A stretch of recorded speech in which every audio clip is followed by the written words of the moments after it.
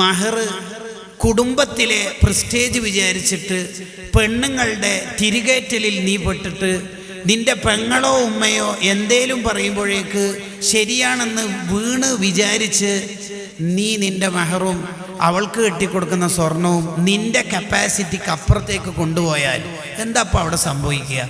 ഒരു 10-15 ലക്ഷം നീ കടക്കാരനാവും. പിന്നെ എപ്പോഴാണ് നിനക്ക് ആസ്വദിച്ച് ജീവിക്കാൻ പറ്റുക?